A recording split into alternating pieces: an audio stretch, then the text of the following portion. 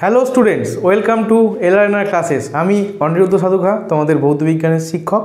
আজ আমরা class 10-এর chapter 8.4 অর্থাৎ পরীক্ষাগার ও রাসায়নিক শিল্পের অজৈব রসায়নের হাইড্রোজেন সালফাইড নিয়ে আলোচনা করব। তাহলে আজকে আমাদের আলোচ্য বিষয় কি? H2S অর্থাৎ হাইড্রোজেন সালফাইড। দেখো, এর আগে আমরা অ্যামোনিয়া নিয়ে আলোচনা করেছি। তোমরা যদি কেউ অ্যামোনিয়ার ভিডিওটি না দেখে থাকো, আগে অ্যামোনিয়ার ভিডিওটি দেখে এসো, তারপর হাইড্রোজেন সালফাইডটি দেখো। দেখো, হাইড্রোজেন সালফাইড কি? হাইড্রোজেন সালফাইড হচ্ছে একটি গ্যাস। এর সংকেত কি? H2S অর্থাৎ দুখানা হাইড্রোজেন এবং একটা সালফার পরমাণু দিয়ে গঠিত hydrogen sulphide gas. Hydrogen sulphide গ্যাসের ভৌত ধর্মগুলো কি কি? এর একটা বিশেষ ধর্ম আছে, এটা হচ্ছে পচা ডিমের গন্ধযুক্ত বর্ণহীন বিষাক্ত গ্যাস। অর্থাৎ এই গ্যাসটার কোনো বর্ণ হয় না, বর্ণহীন। কিন্তু কী করে তুমি বুঝবে? একদম বিচ্ছিরি গন্ধ। কীরকম?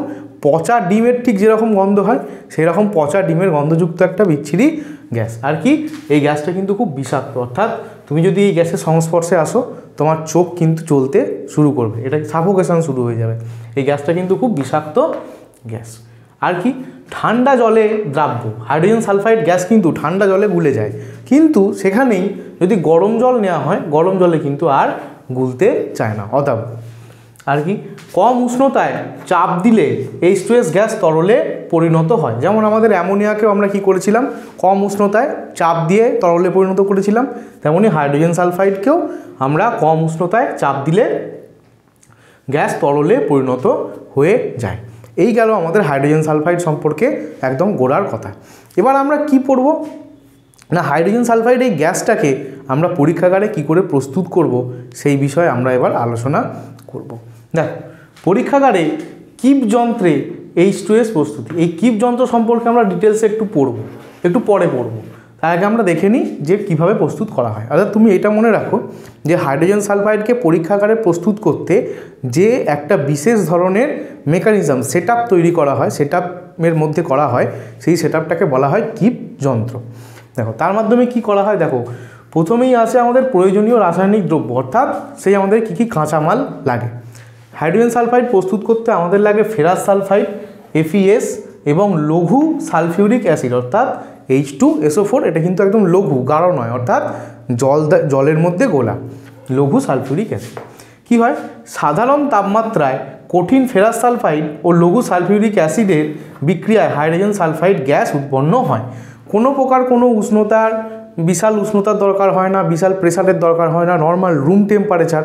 নর্মালভাবে তুমি যদি ফেরাস সালফাইডের গুঁড়ো, ফেরাস সালফাইডটা কিন্তু কঠিন পদার্থ, ওর গুঁড়োর মধ্যে তুমি যদি লঘু সালফিউরিক অ্যাসিড দাও, তাহলে কিন্তু এই হাইড্রোজেন সালফাইড গ্যাস আমাদের উৎপন্ন হয়ে যায়। খুবই সিম্পলভাবে আমাদের প্রস্তুত হয়ে যায়। দেখো, সমীকরণ কি? FeS আমাদের ফেরাস সালফাইড, এটা হচ্ছে সলিড, এর সঙ্গে লঘু সালফিউরিক অ্যাসিড H2SO4, এখান থেকে উৎপন্ন হয়ে যায় কি? এই আমাদের Fe SO4কে প্রতিস্থাপন করে দেয়, দিয়ে তৈরি হয়ে যায় FeSO4, এবং এখানে পড়ে রইল H2 এবং এখানে H2S গ্যাস আমাদের উৎপন্ন হয়ে গেল। এটা হচ্ছে আমাদের সমীকরণ, এবং খুব সোজা সমীকরণ, এর মধ্যে কোনো জটিলতা নেই। এবার এখানে সবথেকে ইম্পর্টেন্ট যে বিষয়টা, সেটা হচ্ছে এই কিপ যন্ত্রটা। এই কিপ যন্ত্রটা আসলে কীরকম, কীভাবে কাজ করে, সেটা আমাদের দেখতে হবে। অর্থাৎ পরীক্ষাগারে আমরা কিভাবে এটাকে প্রস্তুত করব, সেটা আমরা দেখব। দেখো, কিপ যন্ত্র হচ্ছে এই একটা সেটআপ আর এই একটা সেটআপ, এই দুটোকে একসঙ্গে করে একটা সেটআপ তৈরি করা হয়, সেটাকে বলা হয় কিপ যন্ত্র। কী আছে? দেখো, এই রকম শেপের একটা গোল মানে আমাদের সেই সাপের যে বিনগুলো হয়, আমরা ফোনে দেখে থাকতে পারি, সেই বাজায়, অর্থাৎ এরকম চোঙের মতো গিয়ে এরকম গোল মতো একটা বলের মতো থাকে, ঠিক সেই রকম এই বিকারটাও ঠিক সেই রকম, এই ফ্লাক্সটা। অর্থাৎ এখানটা গোল মতো এবং এখানে নিচের দিকে একটা সরু মতো পাইপের মতো এবং নিচের দিকটা ফাঁকা। এইটা একটা যন্ত্র, এবং এর সঙ্গে এই রকম আর একটা সেটআপ লাগে। এখানে কি? এখানটা ফাঁকা মুখ এবং এখানটা একটা গোলক, এবং এই নিচে আর একটা এর সাথেই অর্ধগোলক আকৃতি সেটআপ থাকে। এবার কি করা হয়? এইটাকে তুলে নিয়ে গিয়ে এই যে সরু অংশটা, এইটা এর মধ্যে দিয়ে ঢুকিয়ে দেওয়া হয়, দিয়ে সেটআপটাকে এইভাবে তৈরি করা হয়। আশা করি তোমরা বুঝতে পেরেছি। দেখো, এই সেটআপটা নিচে চলে গেছে, আর এই সেটআপটা এখানে ওপরে এর মাঝখান দিয়ে এরকম ঢুকে গেছে। এইটা হয়ে গেল আমাদের কিপ যন্ত্র। আর এখানে কি আছে? এখানে একটা স্টপ কক লাগানো আছে, অর্থাৎ এখানে একটা নল লাগানো আছে, এখানে একটা কল লাগানো আছে। এই কলটাকে আমরা খুলতে পারি এবং বন্ধ করতে পারি। এবার কি হবে দেখো, এই কিপ যন্ত্রের সাহায্যে কিভাবে আমরা H2Sকে প্রস্তুত করব পরীক্ষাগারে, সেটা কিন্তু আমাদের স্টেপ বাই স্টেপ বুঝতে হবে। খুব সাবধানে, খুব মনোযোগ সহকারে তোমরা পরবর্তী অংশটুকু শোনো। দেখো প্রথমে কি করা হয়, এই যে এই যে ফ্লাক্সটা আছে, এই ফ্লাক্সের মুখে একটা কর্ক লাগানো হয়। এই কর্কের মধ্যে দিয়ে ফুটো থাকে, এখান দিয়ে একটা নল লাগিয়ে এইভাবে সেট আপ করে এখানে একটা ফানেল আকৃতি জিনিস থাকে। এবার এটাকে এইভাবে কেন এত বেঁকিয়ে চুরিয়ে করা হয়, কেন সোজা করা হয় না? সোজা যদি করা হয়, এখান থেকে কি ঢালা হবে, এখান থেকে আমাদের অ্যাসিড ঢালা হবে, এখানে আমাদের H2SO4 ঢালা হবে। H2SO4 তাহলে ডাইরেক্ট একবারে নিচে পড়তে থাকবে, যাতে ডাইরেক্ট নিচে না পড়ে, যাতে মোশনটা কন্ট্রোলড মোশন হয়, আস্তে আস্তে পড়ে, সেই জন্য একটা এরকম সেট আপ দেওয়া হয় যে আস্তে আস্তে আস্তে আস্তে এখানটা পড়তে থাকবে। দেখো এখান থেকে পড়লে কি হবে, এখান থেকে পড়তে পড়তে আমাদের একদম এই নিচটা ভর্তি হবে। নিচের যে অর্ধ গোলকটা আছে, অর্ধ গোলকে কিন্তু আমাদের কি ভর্তি হবে, H2SO4, অর্থাৎ এই যে তরলটা হলুদ রঙের আছে, এটা আমাদের হচ্ছে লঘু H2SO4, এটা আমাদের লঘু H2SO4। এবার কি করা হয়, এইখানটাতে অর্থাৎ এই বলয়টাতে এইখান দিয়ে আমাদের আগে সেট আপ করে FeS ঢুকিয়ে দেওয়া হয়, FeS চূর্ণ ঢুকিয়ে দেওয়া হয়, এবং এইখানে গ্যাপটা এতটাই কম থাকে যে এখান দিয়ে FeS চূর্ণ নিচে পড়ে যেতে পারে না, এইখানেই কিন্তু আটকে থাকে। এই হলো আমাদের সেট আপ। এবার কি করা হয় দেখো, প্রথম অবস্থায় এই নলটা থাকে খোলা, এই নলটা থাকে আমাদের খোলা। এবার এই নল যখন খোলা থাকবে, তুমি ওপর থেকে H2SO4 ঢালছো, এর লেভেলটা আস্তে আস্তে নিচ থেকে বাড়তে বাড়তে বাড়তে বাড়তে একদম এই লেভেল পর্যন্ত চলে যাবে। এই লেভেল পর্যন্ত চলে গেল মানে আমাদের FeSের সঙ্গে কিন্তু H2SO4-এর কন্ট্যাক্ট হয়ে গেল, অর্থাৎ FeSO4 এখানে আছে, H2SO4 এরকম নিচ থেকে ভর্তি হতে হতে হতে হতে উপর দিকে উঠছে, এবং একদম নিচের পোর্শনে H2SO4-এর সাথে FeSের সংস্পর্শ হলো। যেই সংস্পর্শ হবে, দেখো কোনো রকম কোনো টেম্পারেচার লাগে না, আমরা কি দেখেছি, সাধারণ টেম্পারেচার, সাধারণত রুম টেম্পারেচার, আর রুমে যে প্রেসার আছে সেই প্রেসারে কি হবে, যেই কন্ট্যাক্টটা আসবে অমনি এখান থেকে FeS গ্যাস তৈরি হতে শুরু হবে। আমাদের এই H2S গ্যাস অর্থাৎ হাইড্রোজেন সালফাইড গ্যাস এখান থেকে প্রস্তুত হতে শুরু হবে, অর্থাৎ এই বিকারটা পুরো কিসে ভর্তি হয়ে যাবে, আমাদের হাইড্রোজেন সালফাইডে ভর্তি হয়ে যাবে। এবার যেহেতু এইখানের এটা স্টপককটা খোলা আছে, সেহেতু এখান দিয়ে কি হবে, এখান দিয়ে আমাদের হাইড্রোজেন সালফাইড গ্যাস বেরোতে শুরু করবে। এবার এইখান থেকে আমরা প্রয়োজন মতো নল লাগিয়ে যেখানে আমার হাইড্রোজেন সালফাইড লাগবে সেখানে আমি নিয়ে চলে যেতে পারবো। এবার কিপ যন্ত্র হচ্ছে এটাই নীতি। এরপরে কিপ যন্ত্র সাহায্যে কেন করা হয়, এইখানেই প্রশ্নটা আসে যে নর্মাল আমি একটা টেস্ট টিউবে বা একটা বিকারে নিচে এরকম আমাদের FeS রেখে, FeS গুঁড়ো রেখে কেন উপর থেকে ফোঁটা ফোঁটা করে H2SO4 ঢালতে পারি না? এখান থেকে H2SO4 ঢাললেও তো আমার এখান থেকে FeS প্রস্তুত হবে, দিয়ে এখান থেকে বার করে নিয়ে চলে যাব। কেন এটার জায়গায় এটা করা হয়? দেখো এইখানে কিপ যন্ত্রে করার একটা মাত্র কারণই হচ্ছে যে আমার যতটা প্রয়োজন আমি ততটা H2Sকে প্রস্তুত করতে পারবো, আমি তার বেশি প্রস্তুত করব না বা তার থেকে কমও প্রস্তুত করব না। কি করে কন্ট্রোল করা যায়? মনে করো তুমি এখান থেকে নল লাগিয়ে, মনে করো একটা রাবারের নল লাগিয়ে এখানে তুমি একটা বিকারের মধ্যে বা টেস্ট টিউবের মধ্যে তুমি এইটাকে গ্যাসটাকে ভরছো, এই গ্যাসটা এবার টেস্ট টিউবটা ভরে গেছে, তোমার আর লাগবে না। তুমি কি করবে, তুমি সঙ্গে সঙ্গে এখানে কলটা যেটা আছে নবটাকে তুমি অফ করে দেবে। এখানে নবটা অফ করে দিলে কি হবে, এই ভেতরে যে এই H2S গ্যাসটা রইলো সেটা আর বেরোতে পারলো না, এই ওপর দিয়ে কিন্তু বেরোতে পারবে না, এটা কিন্তু সিল প্যাকড। এখানটা কি হবে, এখানটা ভর্তি হয়ে যাবে, অর্থাৎ এখানে যে বায়ুর প্রেসারটা থাকবে সেটা অনেক বেশি হয়ে যাবে, অর্থাৎ এই নিচের দিকে চাপটা কিন্তু অনেক বেশি প্রয়োগ করবে। আর এই ওপর দিকটা কি আছে, ওপর দিকটা কিন্তু আমাদের বায়ুতে উন্মুক্ত আছে, তাহলে এই দিকে আমাদের কি হবে, প্রেসারটা অনেক লো হবে। তার ফলে কি হবে, এই অ্যাসিডটা এখান থেকে নিচে নেমে যাবে, এই যে কন্ট্যাক্টে ছিল এই কন্ট্যাক্ট থেকে নিচে নেমে গেল এবং এই পাইপ বরাবর ওপর দিকে উঠতে শুরু হবে। অর্থাৎ কি হবে, এখানে কন্ট্যাক্টটা কিন্তু এই যে সংস্পর্শে ছিল অ্যাসিডের সাথে FeS গুঁড়োটা, এই অ্যাসিডটা আবার এরকম ধীরে ধীরে নেমে যাবে। কেন নেমে যাবে, কারণ ওপরে এইখানে প্রেসারটা বেশি, এইকে ঠেলে দেবে, আর এখানে প্রেসারটা কম, আর সেই জন্য এইখানে ওপর দিকে অ্যাসিডটা কিন্তু ওপর দিকে উঠে যাবে, অর্থাৎ এই ফ্লাক্সটাই আমার জমা হতে শুরু করবে। তাহলে এখানে কি হলো, কন্ট্যাক্ট ছেড়ে গেল, কন্ট্যাক্ট আমার ছিন্ন হয়ে গেল। কন্ট্যাক্ট যদি ছিন্ন হয়ে যায় তাহলে কি আর H2S গ্যাস প্রস্তুত হবে? উত্তর হচ্ছে না, আর হবে না। তাহলে সেই কারণে এখানে কি হয়ে যাবে, FeS গ্যাস আমার প্রস্তুত বন্ধ, H2S গ্যাস আমাদের প্রস্তুত বন্ধ হয়ে যাবে। অর্থাৎ এখানে H2S হাইড্রোজেন সালফাইড গ্যাস কিন্তু আর আমার প্রস্তুত হবে না। আবার যখন আমার প্রয়োজন হবে, যতটা প্রয়োজন হবে, আমি এখানে দিয়ে সেখানে জারটা রাখবো, আবার নবটা খুলবো, নবটা খুললেই কি হবে, আবার এখানে প্রেসারটা কমে যাবে, প্রেসার কমে গেলেই আবার এই ওপর দিকে উঠে আসবে, আবার কন্ট্যাক্টে আসবে, আবার তখন H2S ভুরভুর করে আমাদের উৎপন্ন হতে শুরু করবে, এখান দিয়ে বেরোতে থাকবে। দেখো এখান দিয়ে বেরোবে, আমার আবার যেখানে দরকার যতটুকু দরকার আমি আবার নিয়ে নেবো, আবার আমার ভর্তি হয়ে গেলে এখানটা আমি অফ করে দেবো, তার ফলে আবার এই প্রসেসটা বন্ধ হয়ে যাবে। এই কারণেই কিন্তু আমাদের কিপ যন্ত্রের সাহায্যে পরীক্ষাগারে H2S প্রস্তুত করা হয়। কারণ একটাই যে দেখো, যেসব গ্যাস সাধারণ তাপমাত্রায় একটি তরল এবং একটি কঠিন বিক্রিয়কের সাহায্যে প্রস্তুত করা হয়, সেই সব গ্যাসকে কিপ যন্ত্রের প্রয়োজন মতো প্রস্তুত করা যায়। আমার যতটা প্রয়োজন আমি ততটা প্রস্তুত করতে পারবো, এটাই হচ্ছে কিপ যন্ত্রের আমাদের প্রয়োজনীয়তা। আচ্ছা, এখানে একটা প্রশ্ন আসে, কেবলমাত্র কি শুধু আমরা H2S গ্যাসটাই কিপ যন্ত্রের মাধ্যমে প্রস্তুত করতে পারি? না, একদমই নয়। আমরা কিন্তু হাইড্রোজেন গ্যাসকেও কিপ যন্ত্রের মাধ্যমে প্রস্তুত করতে পারি, কার্বন ডাইঅক্সাইড গ্যাসকেও কিপ যন্ত্রের মাধ্যমে প্রস্তুত করতে পারি। কিপ যন্ত্রের মাধ্যমে প্রস্তুত করতে গেলে কী কন্ডিশান লাগবে? কন্ডিশান হচ্ছে যেসব গ্যাস সাধারণ তাপমাত্রায় তৈরি হবে। কোন তাপমাত্রায় তৈরি হবে? রুম টেম্পারেচারে।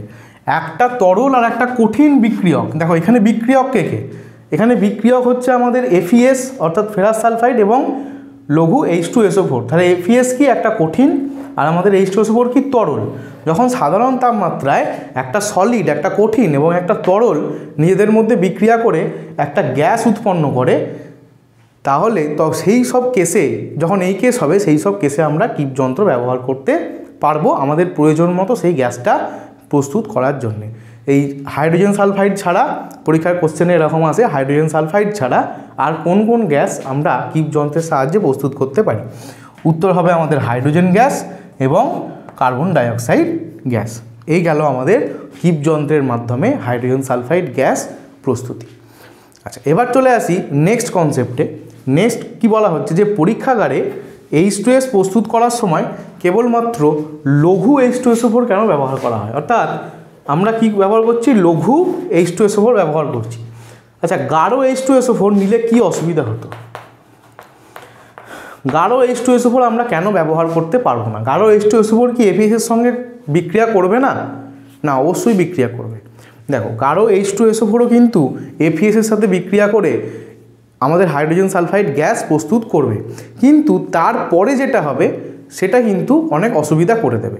দেখো, লঘু সালফিউরিক অ্যাসিডের সময় কি হচ্ছে? এখানে হাইড্রোজেন সালফাইড গ্যাস উৎপন্ন হচ্ছে, আমরা গ্যাসটাকে গ্যাস আকারে পেয়ে যাচ্ছি। কিন্তু যদি আমরা গাঢ় সালফিউরিক অ্যাসিড নিই, গাঢ় সালফিউরিক অ্যাসিড কি? একদম জারক পদার্থ। কি পদার্থ? একটা উত্তম জারক পদার্থ। জারক পদার্থ কি জিনিস? যে লোকের জারণ ঘটিয়ে দেবে।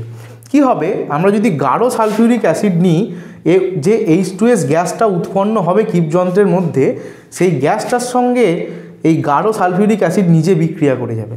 নিজে বিক্রিয়া করে কি হবে? আমাদের হাইড্রোজেন সালফাইড গ্যাসকে সালফারে জারণ করে দেবে, হলুদ বর্ণের, এবং নিজে সালফার ডাইঅক্সাইডে বিজারিত হয়ে যাবে। তার ফলে কি হবে? আমরা আমাদের যে টার্গেট এলিমেন্ট H2S অর্থাৎ হাইড্রোজেন সালফাইড, সেই গ্যাসটাকে কিন্তু আর গ্যাস আকারে পাবো না। আমরা তার জায়গায় কি পেয়ে যাব? সালফার পেয়ে যাব, সালফার ডাইঅক্সাইড পেয়ে যাব এবং আমাদের জল পেয়ে যাব। তাহলে আমাদের টার্গেট এলিমেন্টকে, টার্গেট এলিমেন্ট আমাদের H2S, তাহলে আমরা H2S কিন্তু পেলাম না আমরা। সেই কারণে কিন্তু পরীক্ষাগারে H2S প্রস্তুতির সময় আমাদের গাঢ় H2SO4 ব্যবহার করা হয় না, অলওয়েজ লঘু H2SO4 ব্যবহার করা হয়। একই কনসেপ্ট আরেকটা জিনিস। আচ্ছা, যদি আমাদের সালফিউরিক অ্যাসিডের মাধ্যমে, লঘু সালফিউরিক অ্যাসিডের মাধ্যমে হাইড্রোজেন সালফাইড গ্যাস প্রস্তুত করা যায়, তাহলে আমরা কেন নাইট্রিক অ্যাসিড ব্যবহার করতে পারবো না? অর্থাৎ HNO3 আমরা কেন ব্যবহার করতে পারবো না? দেখো, HNO3 কি FeS এর সঙ্গে বিক্রিয়া করবে না? অবশ্যই করবে। HNO3 কেও যদি আমরা এই নিচে সালফিউরিক অ্যাসিডের জায়গায় HNO3 দিই, এখানে যদি আমরা FeS রাখি, একই প্রসেস করি, তাহলেও কিন্তু আমাদের H2S গ্যাস প্রস্তুত হবে, কোনো অসুবিধা নেই। দেখো, FeS তার সঙ্গে HNO3 বিক্রিয়া করে FeNO3(2) প্লাস H2S, আমরা H2S গ্যাস তো পেয়ে গেলাম। কিন্তু কি হবে? এই HNO3ও আমাদের একটা উত্তম জারক পদার্থ। এও কি একটা উত্তম জারক পদার্থ, অর্থাৎ কি করবে? লোককে ধরে ধরে ও জারণ করে দেয় আর নিজে বিজারিত হতে ভালোবাসে। সেই জন্যে এই উৎপন্ন H2S গ্যাসটা আবার এই HNO3 সংস্পর্শে এলেই কি হবে না, এর নিজে সালফারে জারিত হয়ে যাবে এবং HNO3 নিজে নাইট্রিক অক্সাইডে বিজারিত হয়ে যাবে। অর্থাৎ এখানেও কি হবে, আমরা H2S গ্যাস কিন্তু পাবো না, তার জায়গায় কি পাবো, হলুদ বর্ণের সালফার পেয়ে যাব আর নাইট্রিক অক্সাইড আমরা পেয়ে যাব। তাহলে আমাদের টার্গেট এলিমেন্ট কী ছিল, H2S, সেটাকে আমরা পেলাম না। এই কারণে পরীক্ষাগারে H2S প্রস্তুতিতে HNO3 অর্থাৎ নাইট্রিক অ্যাসিড ব্যবহার করা হয় না। কেন না, HNO3 হচ্ছে একটা উত্তম জারক পদার্থ। এ উৎপন্ন H2S এর সঙ্গে বিক্রিয়া করে H2Sকে সালফারে জারিত করে দেবে এবং নিজে নাইট্রিক অক্সাইডে, বর্ণহীন নাইট্রিক অক্সাইডে বিজারিত হয়ে যাবে। ফলে আমরা H2S গ্যাসকে আর পাবো না। এই কারণে পরীক্ষাগারে H2S প্রস্তুতিতে কারণ নাইট্রিক অ্যাসিড ব্যবহার করা হয় না। সে গাঢ় হোক বা লঘু হোক, কোনোভাবেই কিন্তু HNO3 ব্যবহার করা যাবে না। তো এই গেল আমাদের পরীক্ষাগারে হাইড্রোজেন সালফাইড প্রস্তুতি এবং কিপ যন্ত্রের বর্ণনা এবং হাইড্রোজেন সালফাইড প্রস্তুতির জন্য কেন গাঢ় সালফিউরিক অ্যাসিড ব্যবহার করা হয় না এবং কেন নাইট্রিক অ্যাসিড ব্যবহার করা হয় না তার ব্যাখ্যা। এবার আমরা হাইড্রোজেন সালফাইড গ্যাসের কিছু রাসায়নিক ধর্ম সম্পর্কে আলোচনা করব। এবার আমরা হাইড্রোজেন সালফাইডের H2S এর কিছু রাসায়নিক ধর্ম সম্পর্কে আলোচনা করব। দেখো, আমরা যখন অ্যামোনিয়া পড়েছিলাম তখন কি পড়েছিলাম, অ্যামোনিয়া হচ্ছে মৃদু ক্ষার। এবার H2S যখন পড়ব তখন বলা হচ্ছে যে H2S এর জলীয় দ্রবণ কিন্তু মৃদু আম্লিক, মৃদু আম্লিক অর্থাৎ অ্যাসিডিক ধর্ম বর্তমান। কেন, শুধু আমার মুখের কথায় কি হয়ে যাবে না, একদমই নয়। দেখো, H2S এর জলীয় দ্রবণ এইভাবে আয়নিত হয়, H2S H+ আর HS- এইভাবে ভাঙে, আবার HS এই মূলকটিও H+ এবং S2- ভাঙে। অর্থাৎ এখান থেকে আমরা কি পাচ্ছি, দেখো H+ আয়ন আমরা পাচ্ছি, অর্থাৎ হাইড্রোজেন আয়ন আমরা কিন্তু পাচ্ছি। এবার অ্যাসিডের যদি সংজ্ঞা দেওয়া হয়, অ্যাসিডের সংজ্ঞায় কি বলা হয়, প্রত্যেকটা অ্যাসিড তুমি তুলে দেখে নাও, সবাইতে কি কমন থাকবে, H+ আয়ন আমাদের কমন থাকবে।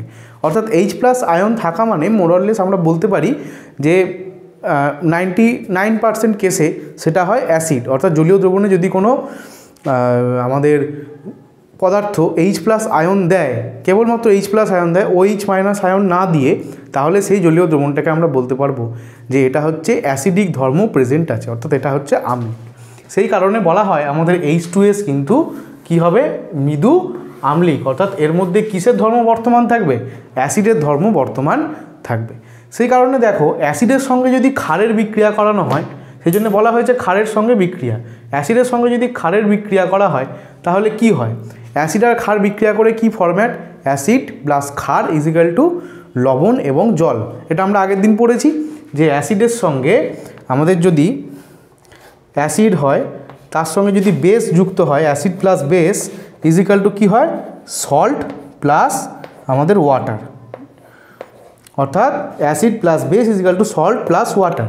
এই ফরম্যাটটা আমাদের কিন্তু মেনটেন হবে। দেখো কি হবে, H2S একটা মৃদু দ্বিক্ষারীয় অ্যাসিড, তাই H2S এর সঙ্গে ক্ষার বা ক্ষারকের বিক্রিয়ায় বাইসালফাইড লবণ, যেটাকে বলা হয় আমাদের অ্যাসিড লবণ, আর সালফাইড লবণ, যেটা হচ্ছে আমাদের পশম লবণ গঠন করে। দেখো, একটা উদাহরণের মাধ্যমে বোঝানো হয়েছে, H2S NaOH অর্থাৎ সোডিয়াম হাইড্রক্সাইড, এটা একটা ক্ষার। সোডিয়াম হাইড্রক্সাইড কিন্তু একটা তীব্র ক্ষার। এই তীব্র ক্ষারের সঙ্গে বিক্রিয়া করে কিন্তু দুভাবেই একবার বাইসালফাইড উৎপন্ন করবে এবং একবার সালফাইড লবণ উৎপন্ন করবে। দেখো, H2S + NaOH এর যুক্ত হয়ে NaHS অর্থাৎ সোডিয়াম বাইসালফাইড। আচ্ছা, মাঝখানে H থাকা মানেই কিন্তু বাই হয়ে যাবে। এই যে বলা হয়েছে বাইসালফাইড লবণ, এই H থাকা মানেই কিন্তু বাই হয়ে যাবে। এটা আমরা ক্লাস 9-এ কিন্তু পড়েছি। বাইসালফাইড লবণ উৎপন্ন করে আর জল উৎপন্ন করে। আবার আরেকটা কেসে কি হয়, এটাও হতে পারে, আবার এটাও হতে পারে। আরেকটা কেসে কি হয়, আমাদের কেবলমাত্র সালফাইড লবণ, এখানে কিন্তু H নেই, Na2S, অর্থাৎ আমাদের সালফাইড লবণ পশম লবণ উৎপন্ন করে। তাহলে লবণ উৎপন্ন হলো, এই দুটো কি হচ্ছে আমাদের লবণ, এবং এই H2O মানে তো জল আমাদের। তাহলে কেন করছে, দেখো NaOH একটা তীব্র ক্ষার, তাহলে ক্ষারের সঙ্গে কে বিক্রিয়া করে লবণ এবং জল উৎপন্ন করে, নিশ্চয়ই অ্যাসিড বিক্রিয়া করে বা অ্যাসিডের মতো কিছু বিক্রিয়া করে। তাহলে এখানে বিক্রিয়া কে করছে, H2S বিক্রিয়া করছে। তাহলে এখান থেকেও আমরা বলতে পারি যে H2S কিন্তু একটা মৃদু ক্ষারের মতো, মৃদু অ্যাসিডের মতো, অর্থাৎ মৃদু আম্লিক কিন্তু অ্যাসিডের মতো আচরণ করে। এই গেল আমাদের H2S এর মৃদু আম্লিকের প্রদর্শন, আম্লিক ধর্মের প্রদর্শন। এরপরে চলে আসি, যদি H2S আমাদের অক্সিজেনের সঙ্গে বিক্রিয়া করে তাহলে কি হবে। দেখো বলা হচ্ছে H2S নিজে দাহ্য, অর্থাৎ H2S গ্যাস কিন্তু নিজে জ্বলে কিন্তু দহনে সহায়ক নয়। অর্থাৎ যেমন আমাদের হাইড্রোজেন কি হয়, নিজে নীল শিখায় জ্বলে ওঠে কিন্তু অপরকে জ্বলতে সাহায্য করে না। অপরদিকে অক্সিজেনের কেসে তুমি চলে যাও, অক্সিজেন কি হবে, অপরকে জ্বলতে সাহায্য করে। এক্ষেত্রে কি হবে দেখো, বায়ুতে অক্সিজেনের উপস্থিতিতে হাইড্রোজেন সালফাইড নীল শিখায় জ্বলে ওঠে। হাইড্রোজেনের মতো ঠিক হাইড্রোজেন সালফাইডও কিন্তু নিজে নীল শিখায় জ্বলতে থাকে। অর্থাৎ হাইড্রোজেন সালফাইডে যদি আগুন দেওয়া হয় তাহলে কী রঙের শিখা তৈরি হবে, আমাদের তৈরি হবে নীল রঙের শিখা। নীল রঙের শিখায় কিন্তু জ্বলতে থাকে। এবার অক্সিজেনের বিক্রিয়া যদি বলতে চাই তাহলে অক্সিজেনের বিক্রিয়া আমাদের হাইড্রোজেন সালফাইড দুভাবে করে। একটা যদি অক্সিজেনের পরিমাণ বেশি থাকলে, অর্থাৎ O2 পরিমাণ যদি বেশি থাকে তাহলে এক রকমের বিক্রিয়া হয়, আর যদি অক্সিজেনের পরিমাণ কম থাকে তাহলে কিন্তু আরেক রকম বিক্রিয়া হয়। দেখো অক্সিজেন যদি বেশি থাকে অর্থাৎ 2H2S এর সঙ্গে যদি 3O2 অর্থাৎ 3 অণু অক্সিজেন গ্যাস বিক্রিয়া করে তাহলে কি উৎপন্ন হয়, জলীয় বাষ্প উৎপন্ন হয় এবং সালফার ডাইঅক্সাইড গ্যাস উৎপন্ন হয়, অর্থাৎ SO2 গ্যাস উৎপন্ন হয়। অপরদিকেই যদি O2 কম থাকে অর্থাৎ 2H2S এর সঙ্গে যদি 1 অণু আমাদের অক্সিজেন বিক্রিয়া করে, এখানে 3 অণু বিক্রিয়া করেছিল, এখানে 1 অণু বিক্রিয়া হবে, তাহলে কি উৎপন্ন হবে, জলীয় বাষ্প তো আমাদের থাকছে, তার সঙ্গে কি এখানে সালফার ডাইঅক্সাইড না হয়ে আমাদের হলুদ বর্ণের সালফার তৈরি করবে। দেখো দুটোর মধ্যে পার্থক্য হয়ে গেল। যখন বেশি অক্সিজেনযুক্ত জায়গা থাকবে, বেশি অক্সিজেনযুক্ত জায়গায় যদি হাইড্রোজেন সালফাইড গ্যাস নিজে জ্বলতে থাকে নীল শিখায় তাহলে সেখান থেকে কি গ্যাস উৎপন্ন হবে, সালফার ডাইঅক্সাইড গ্যাস দাউ দাউ করে উৎপন্ন হতে থাকবে। আর যদি অক্সিজেন কম থাকে অর্থাৎ মানে যেখানে কম আঁচে পোড়ানো যেটাকে বলে, যেখানে দাউ দাউ করে হয়তো শিখা জ্বলছে না, সেখানে H2S গ্যাস কি তৈরি করবে, অক্সিজেনের সঙ্গে দহনের ফলে সালফার তৈরি করবে, হলুদ বর্ণের গুঁড়ো গুঁড়ো সালফার তৈরি করবে। তো এই গেল আমাদের অক্সিজেনের সঙ্গে হাইড্রোজেন সালফাইডের বিক্রিয়া। এবার একটা খুব গুরুত্বপূর্ণ কনসেপ্টে চলে আসি, পরিফেরাল পার্সপেক্টিভে খুব কিন্তু ইম্পর্টেন্ট, সেটা হচ্ছে আমাদের অদক্ষেপণ বিক্রিয়া। অ্যামোনিয়াতেও অদক্ষেপণ বিক্রিয়া ইম্পর্টেন্ট, হাইড্রোজেন সালফাইডেও কিন্তু অদক্ষেপণ বিক্রিয়া খুবই ইম্পর্টেন্ট। দেখো কি বলছে, আম্লিক মাধ্যমে, কিছু কিছু ক্ষেত্রে ক্ষারীয় মাধ্যমেও কিন্তু এটা হয়। আম্লিক মাধ্যমে Cu2+ Pb2+ যুক্ত দ্রবণে H2S গ্যাস চালনা করলে কালো রঙের, এইটা কিন্তু ইম্পর্টেন্ট, কালো রঙের, যাই হোক কালো রঙটা থাকবে, কালো রঙের ধাতব সালফাইড অদক্ষিপ্ত হয়। দেখো তুমি একটা উদাহরণের মাধ্যমে বোঝো কি বলা হয়েছে, যে এই Cu2+, Pb2+, তারপরে Ag অর্থাৎ আমাদের রূপো, এই যে আয়নগুলো যদি থাকে এদের আম্লিক মাধ্যমে জলীয় দ্রবণের উপর দিয়ে যদি আমি হাইড্রোজেন গ্যাস চালনা করি তাহলে একটা অদক্ষেপ তৈরি হয়। সেই অদক্ষেপটার কালার কি হয়, সবসময় কালো রঙের তৈরি হয়। আর এই অদক্ষেপটা কিসের হয়, একটা সালফাইড লবণ তৈরি হয়, কি যে ধাতুর আমাদের অ্যাসিডটা ছিল সেই ধাতু। দেখো মানে অ্যাসিডের জলীয় দ্রবণ ছিল। দেখো একটা উদাহরণ দিয়ে বোঝো, AgNO3 এটা কিন্তু আম্লিক মাধ্যম, AgNO3 এর সঙ্গে H2S গ্যাস আমি যদি চালনা করি তাহলে এখানে তৈরি হবে Ag2S, অর্থাৎ আমাদের Ag2S তৈরি হলো এবং 2HNO3 তৈরি হলো, এবং এইটা কি হবে, এইটা আমাদের দেখো নিচের দিকে করা আছে, মানে এটা আমাদের অদক্ষেপ তৈরি হলো। এই অদক্ষেপটার কালার কি হবে, এই অদক্ষেপটার কালার হবে কালো, অলওয়েজ কালো রঙের হবে, কালো রঙের নিচে। অর্থাৎ তুমি টেস্ট টিউবের মধ্যে এরকম একটা টেস্ট টিউব নিয়েছো, তুমি এই টেস্ট টিউবের মধ্যে মনে করো AgNO3 নিয়েছো এবং এর মধ্যে তুমি কি করলে, হাইড্রোজেন সালফাইড গ্যাস চালনা করলে, দেখবে নিচে একটা অদক্ষেপ পড়ছে এবং সেই অদক্ষেপটা কী রঙের হবে, কালো রঙের হবে। শুধু কি এটার জন্য হবে না, এটার জন্যও হবে। CuSO4 যদি আমি নিই তার সঙ্গে যদি H2S চালনা করি তাহলে CuS এর একটা কালো রঙের অদক্ষেপ পড়বে। এখানেও সালফাইড লবণ তৈরি হচ্ছে, সালফাইড লবণ তৈরি হওয়া মানেই কি হবে, এর কালারটা কি হবে, কালো, অর্থাৎ এই লবণটা এগুলো সব কালো রঙের অদক্ষেপ পড়বে এবং তার সঙ্গে H2SO4 অ্যাসিড তৈরি হবে। যদি Pb থাকে, PbNO3(2) তার সঙ্গে H2S বিক্রিয়া করে কী হবে, PbS উৎপন্ন করবে এবং এরও ওই একই কালো রঙের অদক্ষেপ তৈরি হবে। অর্থাৎ যাই অদক্ষেপ তৈরি হোক না কেন তার কালার কি হয়ে যাবে, তার কালার কিন্তু সবসময় কালো হয়ে যাবে। এটা কিন্তু অদক্ষেপণ বিক্রিয়া। অর্থাৎ যদি আম্লিক মাধ্যমে Cu2+, Pb2+ বা Ag2+ যুক্ত দ্রবণে H2S গ্যাস চালনা করা হয়, তাহলে অবশ্যই কালো রঙের একটা ধাতব সালফাইডের অধক্ষেপ পড়বে। এই হলো আমাদের অধক্ষেপণ বিক্রিয়া। এখানে একটা কি, সব বর্ণটাই আমাদের কালো হয়, সব অধক্ষেপটাই আমাদের কালো হয়। আচ্ছা, এরপরে চলে আসি আমাদের H2S এর বিজারণ ধর্মে। দেখো, H2S কিন্তু একটা বিজারক পদার্থ। এই বিজারক পদার্থকে আমরা বুঝবো কী করে, একটা উদাহরণ দিই, খুব ফেমাস উদাহরণ এবং খুব কালারফুল এক্সাম্পল। দেখো, বিক্রিয়াটা আমরা বিভিন্ন কালারের মাধ্যমে করেছি, কারণ আছে। কি বলা হচ্ছে, একটা বিক্রিয়ার মাধ্যমে যদি আমরা বুঝি তাহলে বলছে অ্যাসিডযুক্ত K2Cr2O7 দ্রবণের সঙ্গে বিক্রিয়া। K2Cr2O7 এর নাম কি? K2Cr2O7 এর নাম হচ্ছে potassium dichromate. Potassium dichromate, potassium ডাইক্লোমেট।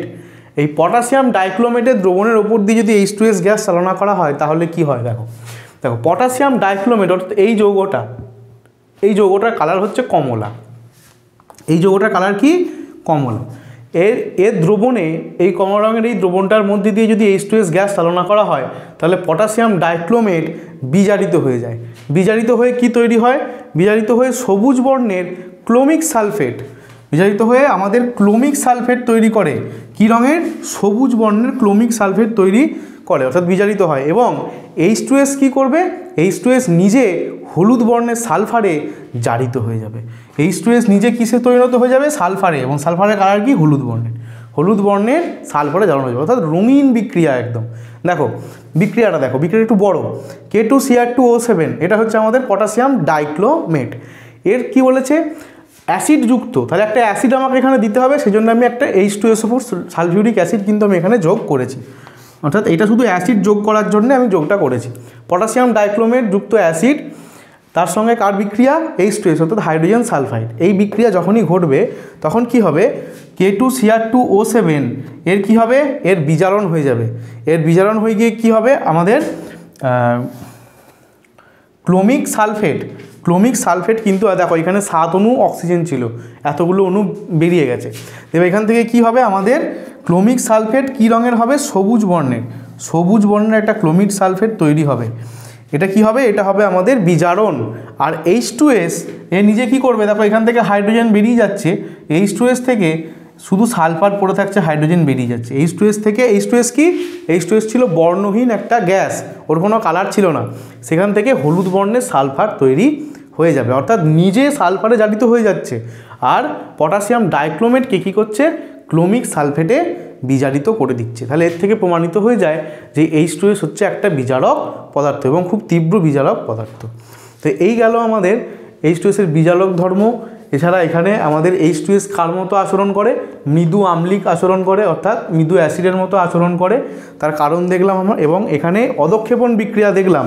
অধক্ষেপণ বিক্রিয়াতে কী রঙের অধক্ষেপ পড়বে? সবটা কালো রঙের অধক্ষেপ পড়বে। এর পরবর্তী অংশে আমরা একটা গুরুত্বপূর্ণ কোশ্চেন নিয়ে আলোচনা করব। দেখো এবার একটা গুরুত্বপূর্ণ কোশ্চেন, এবং এইটা আসার চান্স কিন্তু অনেক বেশি, এবং এই প্রশ্নটা টেস্ট পেপার বলো, কোশ্চেন ব্যাংক বলো, অনেক জায়গায় এই কোশ্চেনটাই কিন্তু সবথেকে বেশি আমাদের H2S থেকে কিন্তু দেখতে পাওয়া যায়। কোশ্চেনটা কি? কোশ্চেনটা হচ্ছে, দেখো এখানে দুটো কোশ্চেন একসাথে আছে। রূপোর জিনিসকে তুমি যদি দেখো, রূপোর জিনিসকে তুমি যদি ফাঁকা বায়ুতে ফেলে রাখো, দেখবে রূপোর ওপরে কালো কালো ছোপ পড়ে, একটা কালো আস্তরণ পড়ে। কেন পড়ে? আর তুমি যদি তৈলচিত্র দেখো, মানে অয়েল পেন্টিং, যেগুলো আগেকার দিনে খুব ঘর সাজানোর কাজে লাগতো, এখনকার দিনে অতটা ব্যবহার হয় না, কিন্তু অনেক বড় বড় জায়গায় ব্যবহার হয়। সেখানে কি হয়? অয়েল পেন্টিংয়ে যদি সাদা রঙের ব্যবহার, অয়েল পেন্টিংয়ে কি সাদা রঙটা একটু বেশি ব্যবহার করতে হয়। যারা অয়েল পেন্টিং তোমরা যদি কেউ করে থাকো তাহলে তোমরা বুঝতে পারবে যে কাজ কিন্তু বেশি সাদা রঙের হয়। এবার এই অয়েল পেন্টিংকে কি হয়? তুমি যদি ফাঁকা এরকম রেখে দাও, অনেক দিন পরে দেখবে যে ছবিটার গ্লেজ তুমি যদি বাঁধিয়ে না রেখে এমনি রেখে দাও, ছবিটার যে গ্লেজ সেটা কিন্তু আস্তে আস্তে নষ্ট হতে থাকে, সেটা ফেড হতে থাকে। সেটা কেন হতে থাকে? তার অ্যান্সার কিন্তু আমরা এখানে দেব। দেখো প্রথম কোশ্চেন বলি, রূপোর জিনিস। মনে করো রূপোর তোমার একটা আংটি আছে, এই মনে করো তোমার একটা রূপোর আংটি। এই আংটিটা তুমি না পরে কি করেছো? রেখে দিয়েছো। এবার ফাঁকা অবস্থায় রাখা আছে, তুমি যখন হাতে পড়েছিলে তখন বেশ চকচকে ছিল আংটিটা। এবার খুলে তুমি যখন রেখে দিয়েছো তখন দেখছো আংটিটা একটু কেমন ম্যাড় হয়ে গেছে, একটু কালো কালো ছোপ পড়েছে। কেন হয়? দেখো বলছে বায়ুতে উপস্থিত H2S ধীরে ধীরে রূপোর সাথে বিক্রিয়া করে সিলভার সালফাইড অর্থাৎ Ag2S এর কালো বর্ণের আস্তরণ সৃষ্টি করে, এই জন্য রূপোর জিনিস কালো হয়ে যায়। এই একটু আগেই আমরা কি দেখলাম, অধক্ষেপণ বিক্রিয়া দেখলাম। আমরা কি দেখেছিলাম যে এজির সাথে H2S যদি বিক্রিয়া করে তাহলে Ag2S যে অধক্ষেপটা তৈরি হয় সেটা কী রঙের তৈরি হয়, কালো রঙের অধক্ষেপ তৈরি হয়। এখানেও সে একই জিনিস হয়। দেখো Ag মানে হচ্ছে তোমার রূপো। এই Ag আমাদের বাতাসে যে আমাদের H2S আছে, বেশি থাকে না, খুব অল্প পরিমাণে থাকে। সেই H2S কি হয়, দীর্ঘদিন ধরে একটু একটু ধীরে ধীরে, ওই জন্য বলছে ধীরে ধীরে রূপোর সাথে বিক্রিয়া করে কি করবে, Ag2S অর্থাৎ আমাদের সিলভার সালফাইড। Ag2S হচ্ছে সিলভার সালফাইড। এই সিলভার সালফাইডের একটা কালো রঙের, এর কালার কি হয়, কালো রঙ। এই কালো রঙের একটা আস্তরণ উপরে ফেলে দেয়। এই কারণেই আমাদের কি হয়, আমাদের রূপোর জিনিস ফাঁকা পড়ে থাকলে কালো হয়ে যায়। তো এই গেল আমাদের কারণ যে আমাদের রূপোর আংটি বা রূপোর হার শুধু ফাঁকা ফেলে রাখলে কেন কালো রঙ, কালো ছোপ ছোপ হয়ে যায়। এই হচ্ছে আমাদের কারণ। দ্বিতীয় কোশ্চেন কি, যে আমাদের তৈলচিত্রে সাদা রঙ পুরনো হলে কালো হয়ে যায় কেন, বা ম্যাড়ম্যাড়ে হয়ে যায় কেন। দেখো তৈলচিত্রে কি ব্যবহার বললাম, সবথেকে বেশি হয় সাদা রঙের ব্যবহার। কিন্তু যারা তৈলচিত্র অয়েল পেন্টিং করেছো তারা জানবে এটা, সাদা রঙ বেশি হয়। এবার সাদা রঙের মধ্যে ওই যে কেমিক্যালটা, সাদা রঙ যে কেমিক্যালটা, ওগুলো কী দিয়ে তৈরি হয়, ওর মধ্যে লেডের বিভিন্ন রকমের যৌগ থাকে। কি থাকে, লেড কার্বনেট থাকে সাদা রঙের মধ্যে, লেড সালফেটের মধ্যে লেড সালফেট থাকে, PbSO4 থাকে, লেড হাইড্রক্সাইড থাকে, PbOH2 থাকে, অর্থাৎ লেডের বিভিন্ন যৌগ থাকে। এবার এই লেডের যৌগ Pb আমরা অধক্ষেপ বিক্রিয়া কি পড়েছিলাম, যে H2S অর্থাৎ আমাদের হাইড্রোজেন সালফাইড, এই Pb2+ এই আয়ন যদি দেখতে পায় তাহলে তার সঙ্গেও কি বিক্রিয়া করে নিয়ে PbS এর একটা কালো রঙের অধক্ষেপ ফেলে দেয়।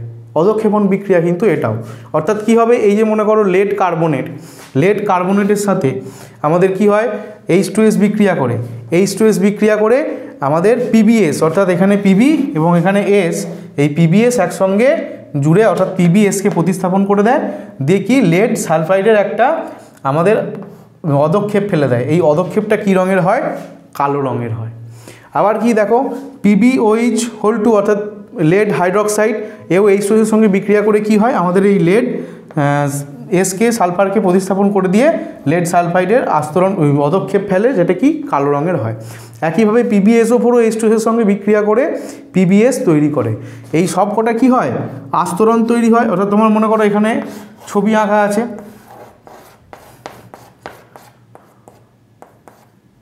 এই মনে করো একটা ছবি আঁকা আছে, মোনালিসার ছবি তুমি এঁকেছো, সাদা রঙ ইউজ করেছো। এবার কি হবে, এখানে লেডের বিভিন্ন রকমের যৌগগুলো উৎপন্ন আছে, PbCO3, PbOH2, PbSO4। এবার বাতাসে কি হয়েছে, H2S গ্যাস আছে। এই সাদা রঙের সঙ্গে কি হবে, ধীরে ধীরে তুমি মনে করো ক্যানভাসে এঁকেছো, ক্যানভাস যে পেপার হয় সেই ক্যানভাস কাপড় পেপারের মধ্যে তুমি এঁকেছো, তুমি ল্যামিনেশন করাওনি, নর্মাল তুমি এইভাবে উন্মুক্ত অবস্থায় রেখে দিয়েছো। তার ফলে কি ডাইরেক্ট বায়ুর সঙ্গে কন্ট্যাক্ট হয়ে যাচ্ছে। এবার H2S এসে বাতাসে ওই সাদা রঙের যে যৌগগুলো আছে ওর সঙ্গে রিয়াকশান করে এ কী হবে, মোনালিসার হাসির ওপরে কালো কালো কালো কালো, মুখের ওপরে কালো কালো স্পট তৈরি হবে। তখন কি করতে হবে, মোনালিসাকে আবার ফেয়ার অ্যান্ড লাভলি মাখতে হবে। তো যাই হোক, এই আমাদের PbS-এর ছোটো ছোটো কালো কালো স্পট ফেলে দেয়। এই কারণে কি হয়, দীর্ঘদিন উন্মুক্ত অবস্থায় যদি তৈলচিত্র পড়ে থাকে তাহলে স্যার গ্লেজটা অনেক কমে যায় এবং একটু কালো কালো ছোপ বুঝতে পারা যায়। এই কারণেই কিন্তু সবটাই আমাদের কিন্তু অধক্ষেপণ বিক্রিয়ার জন্যে হচ্ছে। আশা করি তোমরা বুঝতে পেরেছো যে কেন রূপোর জিনিস আর তৈলচিত্রকে ফাঁকা অবস্থায় ফেলে রাখলে সেগুলোর গ্লেজটা অনেক কমে যায়, কেন কালো কালো ছোপ পড়ে। আচ্ছা, এবার আমাদের আজকের লাস্ট কনসেপ্ট কিছু না, এটা তোমাদের একটু মনে রাখতে হবে। এর বিক্রিয়া তোমাদের নেই কো, জাস্ট তোমাদের ডাটাটা মনে রাখতে হবে। যে দেখো H2S-কে তুমি শনাক্ত কী করে করবে, তুমি H2S গ্যাসকে তার রাসায়নিক ধর্মের ভিত্তিতে কী করে শনাক্ত করবে। দেখো, এক তো শনাক্ত, এর যা উদ্ভট গন্ধ, পচা ডিমের গন্ধযুক্ত, তুমি গন্ধ পেলেই তুমি পরিষ্কার বুঝতে পারবে যে এটা হাইড্রোজেন সালফাইড। কিন্তু তোমাকে বলা হয়েছে যে গন্ধ ছাড়া, ভৌত ধর্ম ছাড়া রাসায়নিকভাবে তুমি কি করে পরীক্ষা করে বলবে যে এটা হাইড্রোজেন সালফাইড গ্যাস। তার জন্য কি করবে, দেখো তার জন্য করতে হয়, এই নামটা কিন্তু খুব ইম্পর্টেন্ট, সোডিয়াম নাইট্রোপ্রুসাইডের সাথে বিক্রিয়া। সোডিয়াম নাইট্রোপ্রুসাইডের সঙ্গে বিক্রিয়া কি হয়, দেখো সোডিয়াম নাইট্রোপ্রুসাইডের সঙ্গে বিক্রিয়া করলে বলছে H2 গ্যাসকে NaOH যুক্ত সদ্য প্রস্তুত সোডিয়াম নাইট্রোপ্রুসাইডের জলীয় দ্রবণ চালনা করলে বর্ণহীন দ্রবণ বেগুনি বর্ণ ধারণ করে। কি কালার হয়ে যায়, অর্থাৎ এই যে বেগুনি কালার এই বেগুনি কালার হয়ে যায়। অর্থাৎ তুমি মনে করো H2S গ্যাস নিয়েছো, H2S গ্যাস, এবার তুমি একটা টেস্ট টিউবের মধ্যে কি সোডিয়াম নাইট্রোফুসাইড আছে এবং এর মধ্যে NaOH আছে, NaOH আর আমাদের সোডিয়াম নাইট্রোফুসাইড আছে। এবার এইখানে তুমি ওই গ্যাসটাকে যা হোক করে এর কন্ট্যাক্টে নিয়ে এলে, যে গ্যাসটা তোমাকে দেওয়া হয়েছে, তুমি জানো না কি গ্যাস, তোমাকে এই গ্যাসটা দেওয়া হয়েছে, বলো এই গ্যাসটা শনাক্ত করো। তুমি বললে ঠিক আছে আমি করে দেখি। NaOH যুক্ত সদ্যবস্তু সোডিয়াম নাইট্রোফুসাইড দ্রবণের মধ্যে H2S গ্যাস চালনা করলে দেখলে দ্রবণের বর্ণটা কি হলো, এই বর্ণটা প্রথমে জলের মতো থাকে, বর্ণহীন থাকে, বর্ণটা হঠাৎ করে এরকম বেগুনি কালারের হয়ে গেল। তখন তুমি বললে এটা তার মানে আমাদের H2S গ্যাস অর্থাৎ হাইড্রোজেন সালফাইড গ্যাস। এইভাবে কিন্তু পরীক্ষাগারে আমাদের H2Sকে শনাক্ত করা হয়। আর এছাড়া যদি তুমি ভৌত ধর্মের ভিত্তিতে বলতে পারো, ওই গন্ধ থেকে তুমি অজ্ঞান হয়ে যাবে, যে অজ্ঞান হয়ে গিয়ে তুমি বলবে এই যা বাজে গন্ধ, এটা hydrogen sulphide gas. Okay students, আজকের ক্লাস এই পর্যন্তই। আশা করি তোমাদের ভিডিওটি খুব ভালো লেগেছে। যদি ভিডিওটি ভালো লেগে থাকে তাহলে অবশ্যই তোমরা লাইক করো, শেয়ার করো, আর যদি কোনো অসুবিধা হয়ে থাকে অবশ্যই তোমরা কমেন্ট করো। এই ক্লাস সংক্রান্ত যদি তোমাদের কোনো নোটস PDF পাওয়ার ইচ্ছা হয় তাহলে প্লে স্টোরে গিয়ে আমাদের অ্যাপ LRNR ডাউনলোড করো এবং সেখানে তোমরা এগুলো ইজিলি পেয়ে যাবে। ওকে, আজকের মতো টাটা, আবার দেখা হবে পরবর্তী ভিডিওতে পরবর্তী টপিক নিয়ে।